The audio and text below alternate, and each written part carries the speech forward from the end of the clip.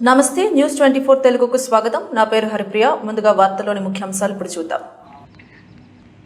మంచిర్యాల జిల్లా దండేపల్లి మండలంలోని శ్రీ సత్యనారాయణ స్వామి ఆలయ రెనోవేషన్ కమిటీ మాజీ కమిటీ సభ్యుడు రాజా గురవయ్య మాట్లాడుతూ తాను 2023-24 సంవత్సర కాలంలో ఆలయ అభివృద్ధి భక్తుల సౌకర్యార్థం కొరకు ఎంతో పాటుపడడం జరిగిందని తెలియజేశారు. భక్తుల సౌకర్యాల విషయంలో రాజీ పడేది లేదని తెలియజేశారు. అన్నింటినీ పరిశీలిస్తూ ఈవో గారి సహాయ సహకారాలను ఈవో గారి సలహాలను తీసుకుంటూ అక్కడ కొంత ప్రజలకు భక్తులకు సౌకర్యంగా ఉండాలనే ఆకాంక్షతో మా డైరెక్టర్ల అందరి అనుమతి మేరకు కొంత అభివృద్ధి జరపాలని ఆకాంక్షించి ఆ యొక్క దేవాలయం పరిసర ప్రాంతమైనటువంటి పైన గుట్ట పైన దేవాలయం ప్రక్కనే ఒక మంచి సత్యనారాయణ వ్రత మండపం నిర్మాణం చేయుటకు దాతల సహాయ సహకారాలతో నిర్మించడం జరిగింది. అట్టి మండపం ఈరోజు చాలా అభివృద్ధి దశలో చాలా అందంగా తీర్చిదిద్దడం కూడా జరిగింది. దానికి దాతలు అందరికీ అప్పుడున్నటువంటి కమిటీ సభ్యులు అందరం కూడా ధన్యవాదాలను చెప్పడం కూడా జరిగింది.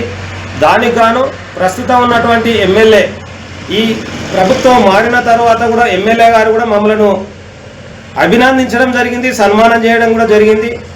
అయినప్పటికీ కూడా ఆ దేవాలయానికి ఉండాల్సినటువంటి ప్రభుత్వ భూములు ప్రజలకు సౌకర్యార్థం భూములు ఉండాల్సింది లేకుండా అయిపోతున్నాయి. వాటిని కాపాడాల్సిన బాధ్యత ప్రభుత్వంపై ఉంది. దాన్ని ప్రజలకు ఆమోదయోగ్యంగా ఇంకా తీర్చిదిద్ది అభివృద్ధి చేయాల్సిన అవసరం కూడా ఉంది అని చెప్పి మేము ప్రస్తుత ప్రభుత్వానికి కూడా తెలియజెప్పడం జరుగుతుంది. అదేవిధంగా ఒక మండప నిర్మాణము దాతల సహకారంతో జరిగింది. ఎవరైతే దాతలు ఉన్నారో ఆ దాతలు దానికి కొంత ధన పూర్వకంగా కానీ ఆర్థిక పరంగా కానీ సహాయ సహకారాలు అందించినటువంటి వారి యొక్క పేర్లను కూడా అక్కడ శిలాఫలకంపై పెడతామని చెప్పి హామీ ఇవ్వడం జరిగింది. అట్టి శిలాఫలకము లేకపోవడము అక్కడ కొంత ఇచ్చిన వారికి బాధాకరంగా అనిపిస్తుంది. కాబట్టి ఈవో వారు తక్షణమే స్పందించాల్సిన అవసరం ఉంది. అదేవిధంగా చుట్టూ వాహనాలకు పార్కింగ్ స్థలం లేకపోవడం వల్ల ఇబ్బందులు అవుతున్నాయి, భక్తులకు ఇబ్బంది జరుగుతుంది. ఆ వాహనాలకు పార్కింగ్ సదుపాయం కూడా ప్రస్తుత ప్రభుత్వం స్పందించి ఏర్పాటు చేయాల్సిందిగా కోరుతున్నాము. మరి ప్రస్తుతం ఉన్నటువంటి ఎమ్మెల్యే గారు చాలా డైనమిక్ అని చెప్పి కాంగ్రెస్ ప్రభుత్వ నాయకులు చెప్తున్నారు. కావచ్చు, వాస్తవం కూడా కావచ్చు, ఒక మంచి మనసున్న వ్యక్తి అని కూడా మేము నమ్మక తప్పదు.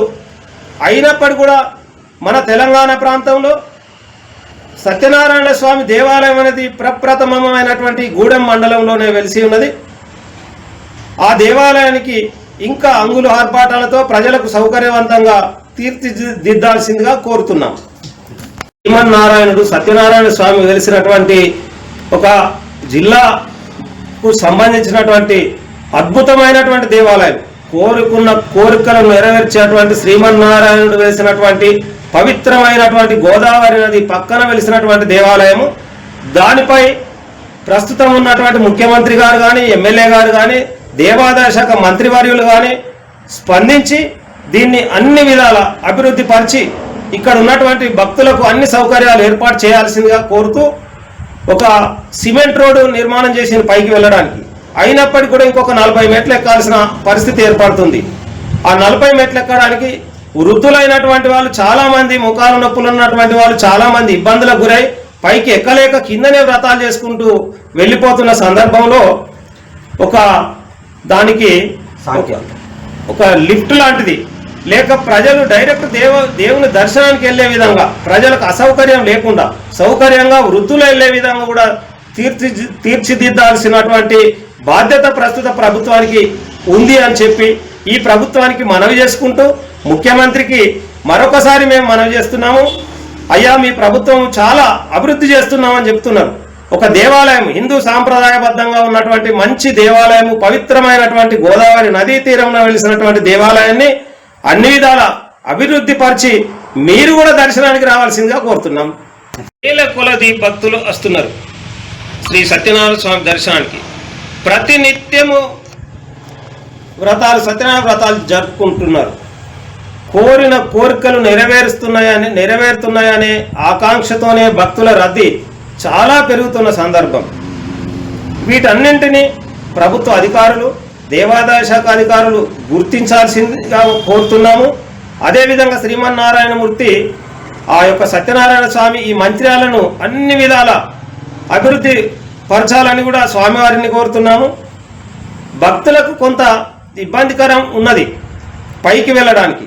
ఆ పైకి వెళ్ళడానికి ఎస్కలేటర్ లాంటి ఒకటి అమర్చి ఇంకా కొంత పార్కింగ్ స్థలం కానీ గార్డెన్స్ అంటే చెట్లు చేమలు పెంచి కోతుల బెడద నుండి కూడా కొంతవరకు ఏదో రకంగా ప్రభుత్వం చర్యలు తీసుకొని ప్రజలకు ఆ యొక్క భక్తులకు అక్కడ మంచి సౌకర్యాలు ఏర్పాటు చేయాల్సిందిగా కోరుతున్నాం.